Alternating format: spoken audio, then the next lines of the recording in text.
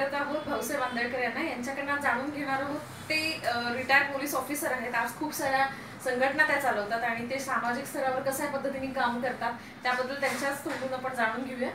Sir, आपण ज्या काही संघटना चालवतात किंवा रिटायर्ड तुम्ही पोलीस ऑफिसर आहात त्याबद्दल थोडी तुमची माहिती द्याल का? मी पोलीस खात्यामध्ये senior police inspector LCB Pune ग्रामीण म्हणून 2011 साली पोलीस खात्याचा राजीनामा देऊन मी सार्वजनिक क्षेत्रामध्ये उडी घेतलेली आहे. 34 वर्षे पोलीस खात्याची सेवा केली. 700 अवॉर्ड्स मिळाले. 254 मुली नांदायला पाठवल्या. 123 TV क्राईम डायरी झाल्या. तुकारामाचा मुखवटा मी शोधला. नांगरे पाटील असतील, लक्ष्मीनारायण साहेब असतील, अशा चांगल्या अधिकाऱ्यांच्या हाताखाली, भूषणकुमार उपाध्याय असतील, अशा अधिकाऱ्यांच्या हाताखाली मी काम केलं. पोलीस खात्यामध्ये असताना मला 700 अवॉर्ड्स मिळाले. या ठिकाणी मी पोलीस खात्यात असताना पाहिलंय की राजकारणी मंडळीच्या जवळ काम करण्याची मला संधी मिळाली आणि राजकारणी मंडळी संधी साधूपणा करून लोकांची फसवणूक करतात. हे पाहिल्यानंतर मलाही राजकारणामध्ये जावं वाटलं की आपण काहीतरी यांचा बुरका फाडायचा असेल तर माझ्या ह्या कॅपॅसिटीमध्ये, पोलीस इन्स्पेक्टरच्या कॅपॅसिटीमध्ये मी ते करू शकत नाही. म्हणून मी पोलीस खात्याचा राजीनामा देऊन माननीय उद्धवजी ठाकरे साहेबांच्या समक्ष मी शिवसेनेमध्ये प्रवेश केला. आज सध्या मी शिवसेनेचं काम पाहतो. त्याचप्रमाणे सामाजिक बांधिलकी, पोलीस खात्यामध्ये केलेली सेवा आणि त्यावेळचे असलेले माझे हितसंबंध या दृष्टिकोनातनं मी शिवबसव भीमशक्ती माताडी संघटना ही महाराष्ट्र राज्याकरता स्थापन केलेले आहे. आज 30,000 कामगार माझ्याकडे काम करतात आणि 8 कंपन्यांमध्ये आता सध्या माझं काम चालू आहे. त्याचप्रमाणे मी गँगवार मुक्त पुणे, भयमुक्त पुणे आणि भयमुक्त महाराष्ट्र ही संघटना स्थापन केलेली आहे. कारण युवकाच्या हाताला काम देण्यापेक्षा त्याच्या हातामध्ये हत्यार आपल्या राजकारणाकरता देणारी मंडळी या समाजामध्ये आहेत आणि ही मुलं एकदा का त्यामध्ये गुन्ह्यामध्ये गुंतली गेली की त्यापासून त्यांची त्यामध्ये सुटका होत नाही आणि बैलाच्या घाण्यासारखं त्यांना त्या आधी राजकारण्याभोवती फिरावं लागतं. त्या दृष्टिकोनातनं ते कुठंतरी तोडलं पाहिजे आणि त्यांना चांगली दिशा द्यायचं काम त्या संघटनेमार्फत करतोय. त्याचप्रमाणे हे जे जेलमध्ये असलेल्या कैद्यांचे हक्क आणि त्यांच्या कुटुंबियाचे हक्क या संदर्भात एक संघटना आहे. जेलमध्ये जो काही अधिकाऱ्याकडून, कर्मचाऱ्याकडून काही त्रास होतो, वास्तविक पाहता जेलमध्ये 70% आरोपी हे काय म्हणतात त्याला इनोसंट आहे. ज्याला राजकारणी मंडळींनी काही नसताना 4 लोकांनी मारहाण केली तर 10 लोकांची नावं द्यायची, 6 लोक निरपराध त्यामध्ये जेलमध्ये घालायचे. या प्रकारचं काम केलं जातं. त्या ठिकाणी आवाज उठवायचं काम मी केलेलं आहे. त्या ठिकाणी भूषणकुमार उपाध्याय साहेबांनी चांगलं सहकार्य यामध्ये दिलेलं आहे. त्याचप्रमाणे वाळू वाहतूक, महाराष्ट्र राज्य वाळू वाहतूक संघटना माझी आहे. 7,000 ट्रक्स माझ्या संघटनेमध्ये आहेत. मध्ये वाळू वाहतूकदार हा ट्रकवाला याला माफिया म्हटलं जातं. हे माफिया त्यांना म्हटलं चुकीचं आहे. कारण वाळू वाहतूकदार हा वाळू विकत घेतो आणि पुढे नेऊन वाळू विकतो. हा ट्रान्सपोर्टर आहे. वास्तविक पाहता ज्या ठिकाणी बोटी सोडून JCB पॉकलर लावून काही समाजकंटक लोक या ठिकाणी वाळूचा सरेआम चोरून वाळू काढली जाते आणि ती ट्रकवाल्याला विकली जाते. कारवाई करताना पोलीस आणि महसूलनी त्या पॉइंटवरती कारवाई केली पाहिजे. आमच्या ट्रकवरती कारवाई करता कामा नये या दृष्टिकोनातून आम्ही आवाज उठवला. 2.5 तास रस्ता रोको ह्याला केले. मुख्यमंत्र्यांकडे 600 गाड्या 4 व्हीलर घेऊन आम्ही मोर्चा नोंदवला.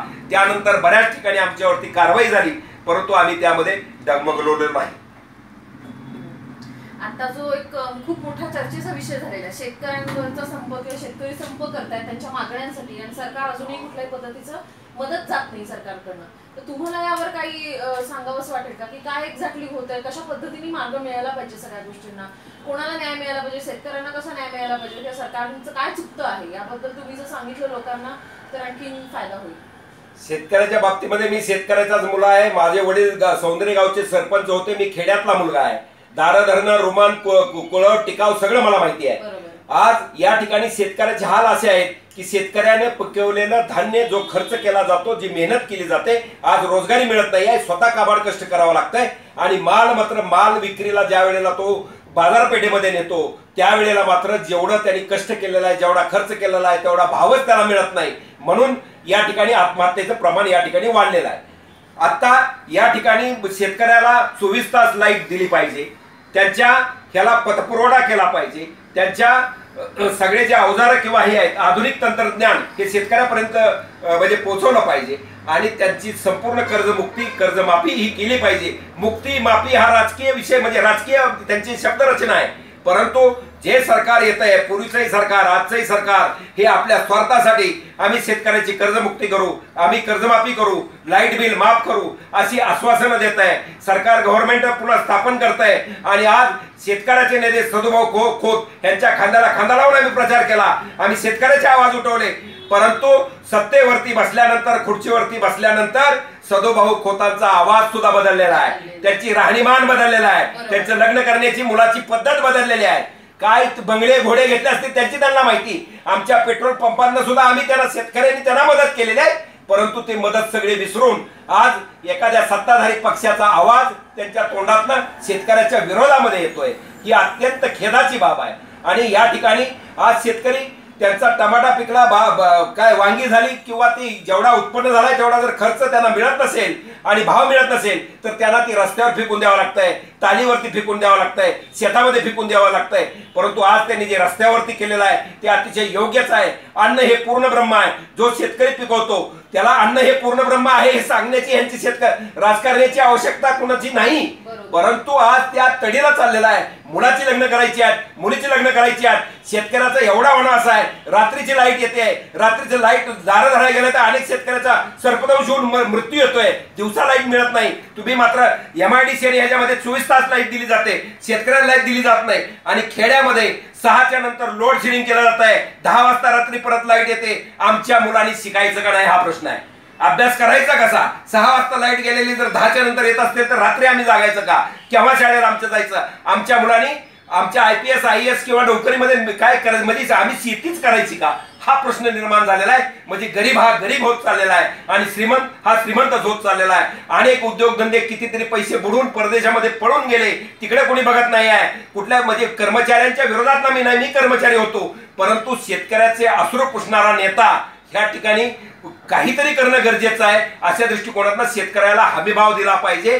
ज्याप्रमाणे खर्च होतो त्या उत्पन्नाच्या आधारावरती त्यांना त्यांची किंमत मिळाली पाहिजे आणि त्याचप्रमाणे त्यांना 24 तास लाईट मिळाली पाहिजे, 24 तास पाणी मिळालं पाहिजे, त्यांना पाणी पुरवठा केला पाहिजे. आणि या दृष्टिकोनातून शेतकऱ्यांच्या मुलाला सुद्धा उद्या रिझर्वेशन सुद्धा मिळालं पाहिजे. आज त्यांना पेन्शनचा विषय आहे, पेन्शन सुद्धा शेतकऱ्याला मिळाली पाहिजे. राजकारण विरहित हे शेतकऱ्याचं जीवन आहे. शेतकरी सगळ्याचाच आहे. आणि आज जे सत्तेवरती बसलेली राजकीय मंडळी आहेत आणि जे कर्मचारी अधिकारी सुद्धा आहेत, IPS IAS असतील, ही सुद्धा शेतकऱ्याच्या पोटातनं जन्माला आलेलीच पेलावळ आहे.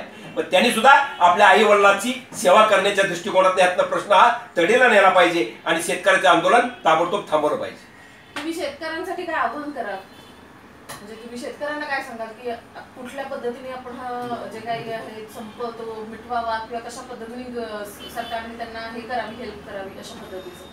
सरकारचं सध्याचं धोरण चांगलं चाललेलं आहे. काय म्हणतात, जलयुक्त शिवार असतील, बाकीची कामं असतील, हे होईल, पण त्याला अवधी लागणार आहे. तो अवधी लागेपर्यंत आमच्या जर आया बहिणी, माझ्या मुली बाळा जर लग्न होत नाही म्हणून जर आत्महत्या करत असतील, ते कुठेतरी थांबला पाहिजे. ज्या सरकारच्या योजना आहेत त्या शेतकऱ्यापर्यंत पोहोचवल्या गेल्या पाहिजे, त्यांना त्यांचं ब्रीफिंग झालं पाहिजे. आणि त्याच दृष्टिकोनातनं शेतकऱ्यांनी या ठिकाणी आपल्याला संपूर्ण कर्जमुक्ती झालीच पाहिजे. कारण या ठिकाणी अल्पभूधारक, परत यांनी 2 भाग पाडले, अल्पभूधारक आणि बाकी श्रीमंत शेतकरी. श्रीमंत तरी कशाचा आहे, तो खर्च करतोय काय, त्याच्यावरती कर्ज अपाट आहे, ते कर्ज फिटत नाही म्हणून परत कर्ज घेतोय. आणि ह्या दृष्टिकोनातनं इथं राजकारण न करता शेतकरी हा आपला आई वडील पाल्य किंवा पोशिंदा आहे, हा जगाचा पोशिंदा टिकला तरच आपलं राजकारण चालणार आहे. ह्या दृष्टिकोनातनं केवळ राजकारण आलं, इलेक्शन आलं, त्याच वेळेला वीज माफ करायची, शेतकऱ्याचं कर्ज माफ करायचं, इलेक्शन जिंकायचं आणि लगेच पेट्रोल डिझेल आमकं सगळ्याचे भाव वाढवून टाकायचे. आज बाटा कंपनी असेल, कुणी असेल, सगळे सांगतात आज प्रत्येक गोष्ट बाजारात जर घ्यायला गेलो तर त्याच्यावरती शिक्का मारलेला असतो आणि त्याच्या किमती ह्या ठरलेल्या असतात. पण शेतकऱ्याच्या मात्र किमती ठरल्या जात नाहीत, हे ठरवणारे व्यापारी असतात. आणि त्या दृष्टीनं शेतकरी हातभार झालेला आहे. आणि त्याच्या दृष्टीनं त्यांना वर जर आणायचं असेल तर शेतकऱ्यांनी या ठिकाणी संघटित राहायला पाहिजे. आज जगाच्या इतिहासामध्ये शेतकऱ्याचा संप हा पहिल्यांदाच भारतामध्ये, हिंदुस्थानमध्ये, महाराष्ट्रामध्ये पहिल्यांदा झाला असेल. ही अतिशय दुर्दैवाची बाब आहे.